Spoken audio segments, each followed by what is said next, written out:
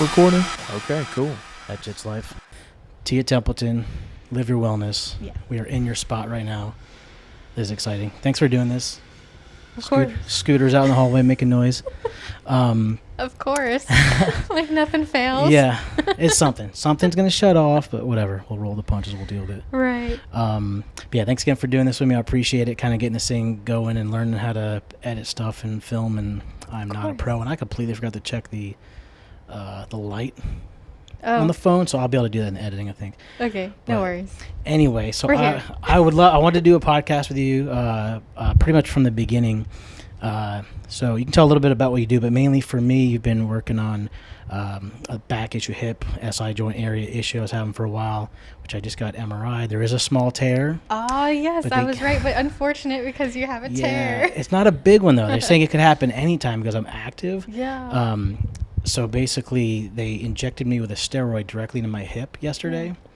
And then just seeing in a few days if it gets rid of all the pain, and maybe it's isolated to hip and it's not actually in the SI joint. Right. Maybe it just the pain is there, but it's coming from another spot or whatever. Mm-hmm. But anyway, so you helped me out a lot with specifically trigger point massage, getting all those tight muscles to relax. Helped me out with a little bit with diet too, with how to eat and when to eat, macros level type stuff around my training in the morning. Mm-hmm. But that's not all you do. So you are a nutritional coach, massage therapist, personal trainer, mom, wife, some other stuff probably. But tell me more about Live Your Wellness and what you do here. Yeah, so I'm mostly focused on massage. I do nutritional training online and in person.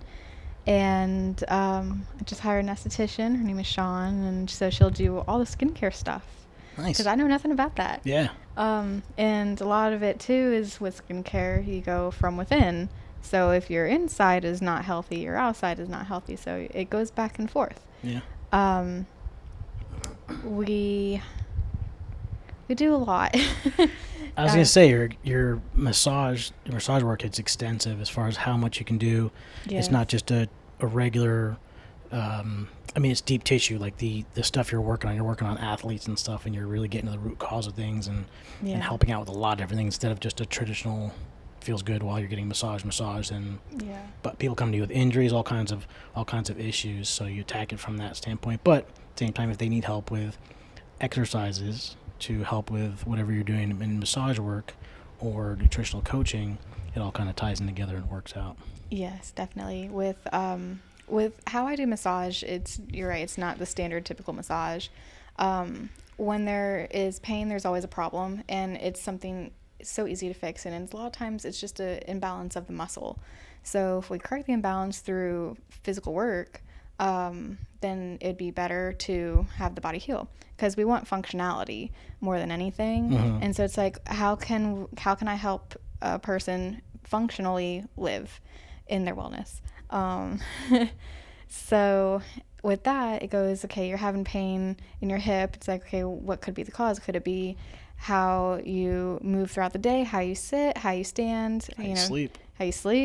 What we kind of go, like I kind of go with, ask questions, how you live. Mm-hmm. And it's like, okay, well, it could be this, it could be that, whatever. And then, just depending on what's going on. And it's like, oh, well, why don't we try doing it the other way and then correcting that way? Or this muscle's fatigued, this muscle is over responding, so how about we get the other muscle to engage so the other one relaxes and it goes into a balance. Yeah. And then whenever it comes to muscle recovery, we want to make sure that we are nutritionally fueling our body, so we go into repair and recovery. And then, of course, energy to do everything we live in. So it all circles back. That fits together. I just noticed your logo, the 3 sections. Yeah. That makes sense now. Yeah. It's all coming together. Well, that's cup. Yeah, there you go. Well, that's awesome. I love it. Yeah, you've helped me out a bit. I know there's some people, some other people you've worked with at Memento and Recalibrator in that building. Coach Josh is one of the kids' coaches for Jiu-Jitsu. Helped him out with some nutrition. Helped him out, from what I've heard, loving it. Yes, he's doing great. Awesome. It's awesome to hear. He's a vital part of it over there. Yes. The kids' coach. He's great at what he does. Mm-hmm. We like him. What else? So, I mean, Jiu-Jitsu related lifestyle stuff, you cover a huge portion of it with like having your muscles right, eating right, and things like that. What got you into that initially, just doing your line of work? A lot of my health issues, and I couldn't keep going to the doctor. I couldn't afford it, and they always just pushed me away. And it's just like, well, I'm going to figure it out myself. And I went down this ridiculous rabbit hole, and then it just got to the point where it's literally just the basics. Like, we all as a society, we just push away the basics and go to the micro of things. And so it's like, no, and I did that too, and that's kind of where I started out. And then going from there, I was able to push into like, okay, well, let's build the basics, go start from the fundamentals.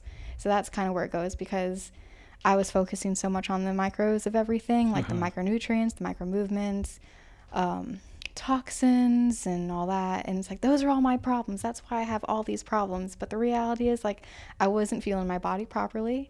I have genetic issues, so that kind of plays into it as well, you know, but if I can make it to where I don't progress, it'd be good. I have HEDS, myopathy, muscle wasting disease, and reproductive issues. And so it's like all of it stems kind of in the same process of things. And it's a dysfunctional nervous system and not being able to feel my body properly. So it's crazy how it's all intertwined. It's not just like one thing. It's usually a whole bunch of different things. Yes. So I eventually got my sleep dialed in, and that was like the final piece for me, along with some diet in the morning, to tie everything in with working out and nutrition, everything. It just kind of sort of seemed like it fit. Yeah. I think the last piece I added in was eating in the morning, because for a while I was doing an OMAD thing. I was really only eating at night. It helped me drop like 30 pounds, but then I was lighter and more active in the morning with training jiu-jitsu and working out and stuff like that, just doing even basic calisthenic stuff. And I noticed like early afternoon I was getting tired. And then we were talking about it, and you're like, well, yeah, you don't eat anything before or after your workout when you're all that. So tweaked some things with a protein shake or protein or whatever is after the workout, and then I feel a lot better. Like I feel like I started getting, I don't know if gains is the right word, because I'm not trying to put on a bunch of muscle, but I felt stronger, like more efficient. Yeah. And then I wasn't as tired throughout the day, because I was eating that. It wasn't a massive amount of food, but it was a good amount of protein, basically. And then I don't really eat anything until at night. And then sometimes I pig out. Sometimes I don't live that Jits life at night, but, you know, that's neither here nor there. Yeah. But yeah, that was a huge piece. So what other kind of work do you do with other types of athletes? I'm sure you work with other people other than jiu-jitsu practitioners, but believe it or not, I work with a lot of retired athletes. Really?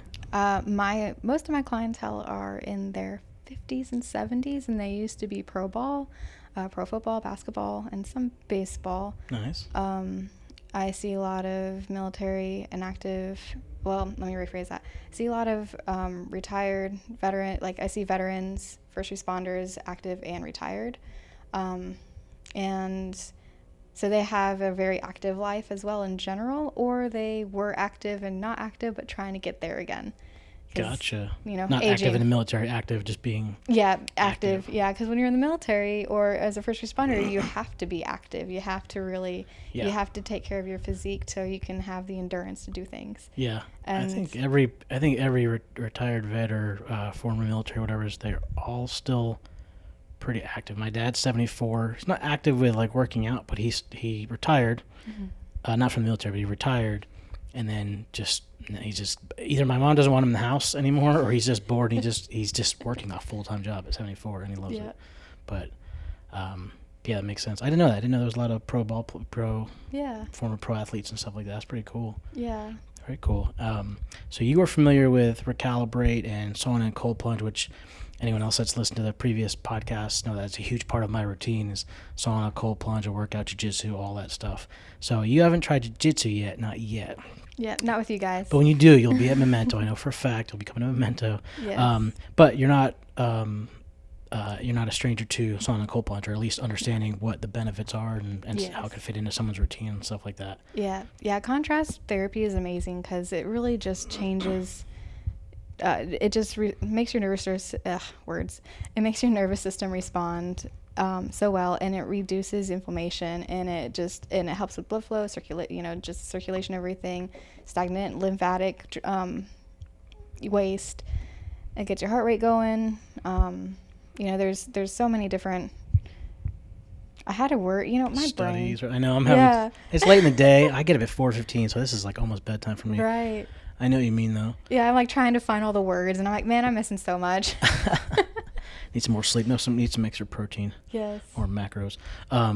Yeah, I read. I forget where I saw. I say read. I don't really read that much. I watched on a YouTube video probably. Let's be real. About the sauna replicating a workout and it extending life or decreasing. I think it was all-cause mortality, and then specific issues with the heart.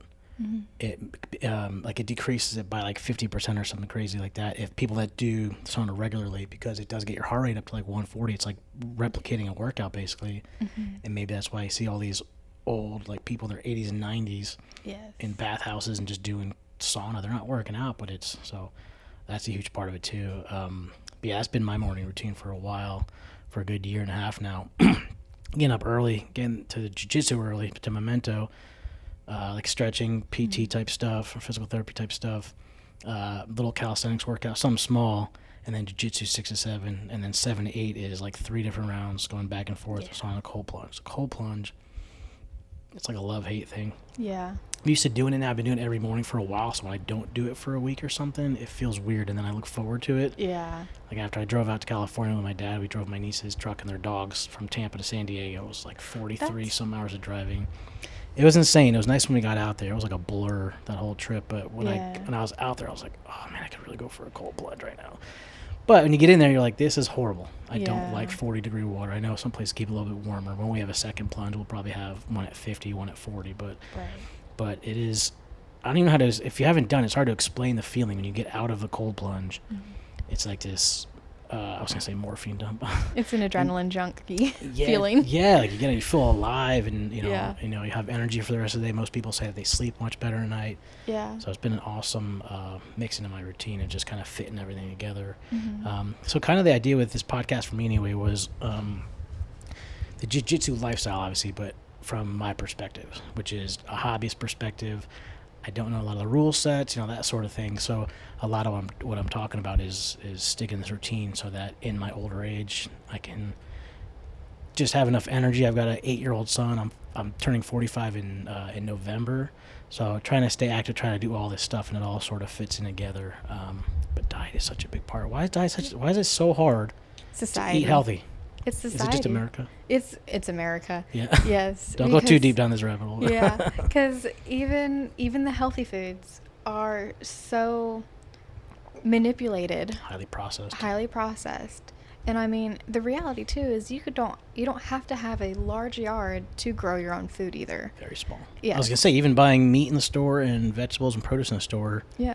Who knows what it was sprayed with, how they were raised. Yeah. So even meat, if you go to your local market, or not local market, your big supermarket, and you go and grab meat, let's just say ground beef, and it will almost always be injected with some type of liquid. It's normally water, mm-hmm. but it has color in it. Even if it's natural color, it's a color additive.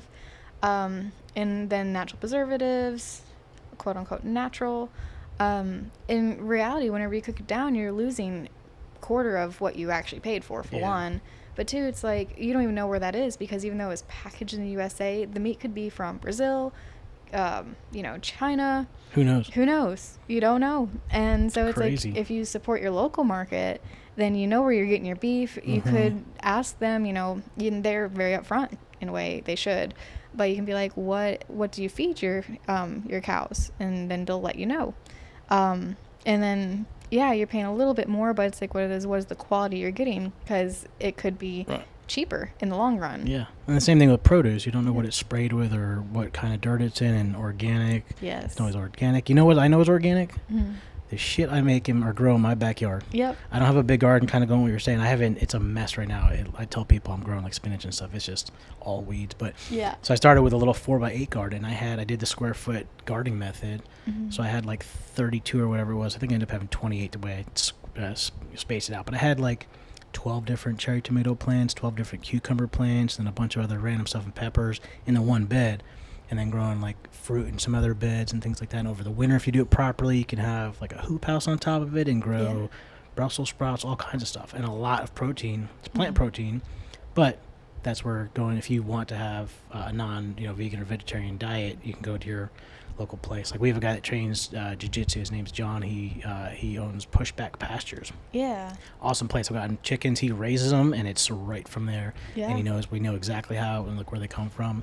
And then Coach Dan at Jiu-Jitsu, Dan McCarthy, him and his family, I think his son, or one of his sons maybe, they just started Farm Bus. Yeah. So I don't know if you've seen that on our social media and stuff. So they park this bus, and they have, from their farm, they have like 300 chickens. Yeah. They get chicken now, I think, from John from Pushback Pastures. They're set up with distribution for, I think, Benton's for country ham and bacon, and then Sweetwater Valley for cheese, things like that. It's all just made right there. So on their bus, they have all this natural stuff from the farms. You know exactly where it came from. Right. So supporting people like that, I think, is huge. And then you can just get I know, again, I don't do it. It's very hard to eat just that and not eat Cheez-Its. I love Cheez-Its. If you've not tried them with cheese or cream cheese, you're welcome. And also sorry in advance, because those things pack calories. Have you tried making your own Cheez-Its at home?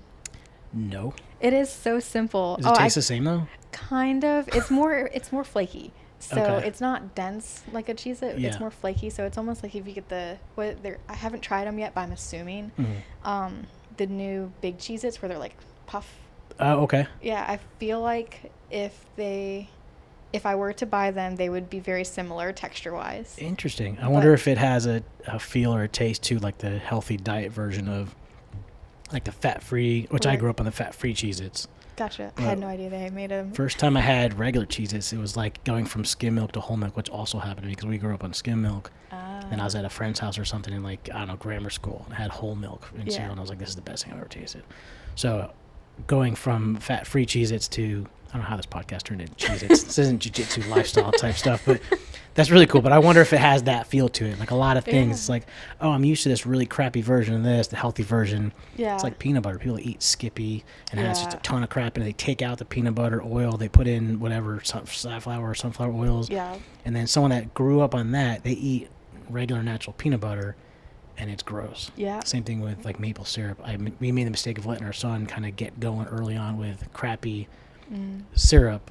I grew up on maple syrup. Mm-hmm. I don't really like the fake stuff, and he tries the maple syrup. He's like, oh, it's gross. He doesn't want syrup anymore. I'm like, but it's so good. Right. What I did with my daughter, because a similar situation, but with homemade pancakes and store-bought pancakes. Yep. She loves the frozen crap. Done that too. And but what I did was I slowly started to, you get 5 crap pancakes, and then you get 5 homemade pancakes.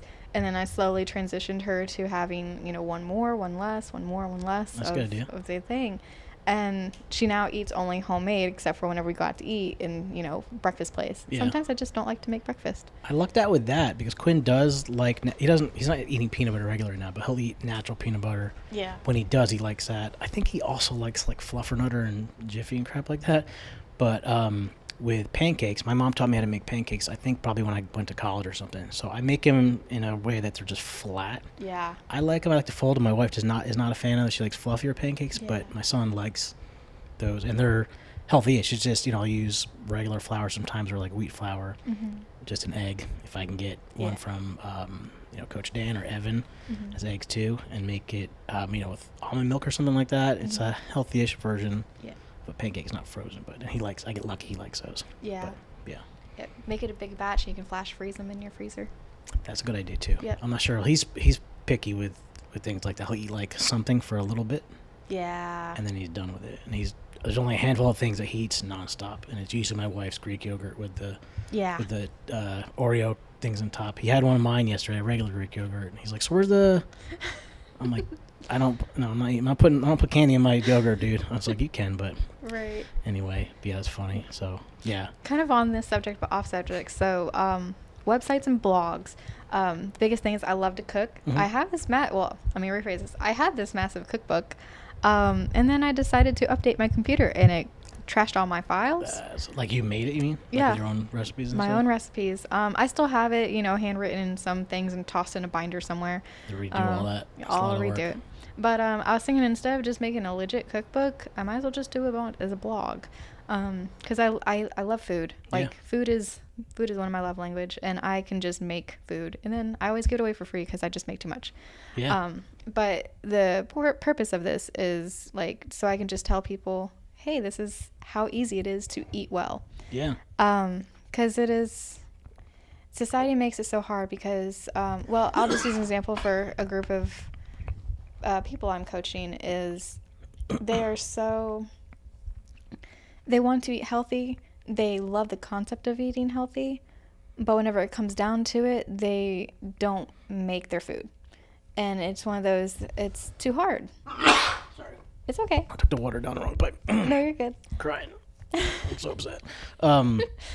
Yeah, it is a funny thing. It's not difficult to eat healthy. It's not expensive to eat healthy. The question is it boring? Yeah.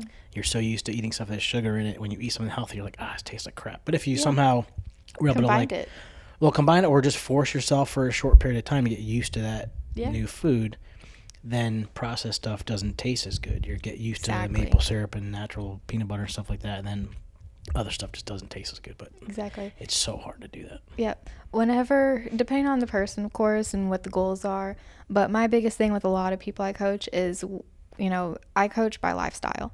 So it's like what is your goal? How do you want to meet that goal? What can you do and can you not do? And I help them figure it out. And the biggest thing too is like let's just say someone eats just all processed or eats out because of lifestyle, they work. A lot of times it's work. I will let them know like, hey, let's substitute. You can have these 2 meals doing wherever you need to do, but let's focus on changing that 1 meal first. Whenever you start, compounding that, and it's like, okay, you got that down. You have no problem. You did it for a solid week and a half, 2 weeks. Let's incorporate more water, or let's incorporate having fruit for your snack instead of Cheetos. Yeah, like slowly taking stuff out. And it's a longer process, but sometimes we have those massive mental blocks, and it's really hard, and especially like those that, grew up with the lifestyle and that's all they know. It's really hard to, like you said, just kind of go back because it tastes bad. Yeah. But it's one of those, you got to do hard things sometimes and just kind of let go. In a way, it's ego. You got to just let go of your ego and just, say, hey, I can do this. I don't want to do this, but, also look at the food as fuel. It's not, food should not be pleasure. It should be how to make fuel your body. If there was a pill. Yep. No one would still do it. No. Exactly. No, you're absolutely right. The pill doesn't taste as good as a cheeseburger or cheesesteak or whatever, but yeah, that's funny. Yes, it's hard to force yourself to do that, but having someone that can coach you through that, if a lot of people just don't know where to start or they're not really sure, or sometimes they know exactly what to do and it's just a matter of having an accountability partner. Just someone that you check in with every day. You're like, we're talking about this with Jiu-Jitsu with Stefan and like sleeping in and not going to Jiu-Jitsu. Like, but I told him, whatever training partner that was going to be there tomorrow, they're going to get in early to do a workout and then they're going to be waiting for me, that kind of thing. Just having an accountability partner. It's big with, I think, with diet and stuff like that. Like I've done a couple different groups over the years with like a couple coworkers or a family or whatever, where everyone's just sort of talking. And then like my older sister was really good at this. She's really good at eating healthy and making homemade stuff. And she would just send pictures. Here's what I'm eating right now. Tastes delicious. Here's how I made it, what's in it. And then someone else in the group might go, oh, that looks great. Can you send me the recipe?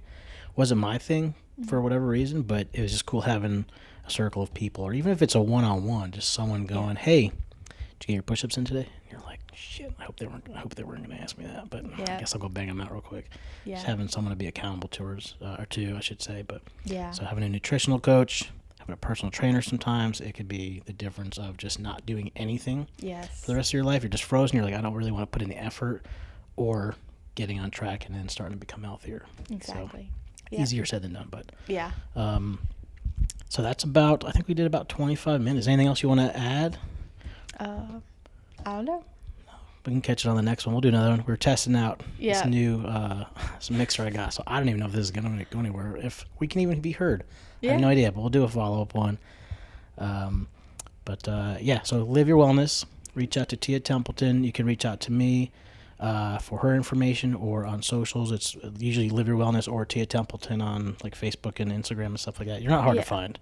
You're located right here in Midland Plaza. Yeah. It's a good spot. Expanding. You're about to have a whole lot more space. Yes. It's going to be awesome. Next time we do one of these, I'll have I'll see if I can have someone come, like Carlos or John or someone, do the behind the scenes and can B-roll to a lot of this stuff or B-roll to you. That'd be cool. Working with someone. But yeah. Anyway, let's wrap this up and see if this actually worked. Okay. Thanks again for doing this. I appreciate it. It's been awesome. And yeah, talk to you soon. Yeah, talk to you soon. Is that recording? Okay, cool. That's Jits Life.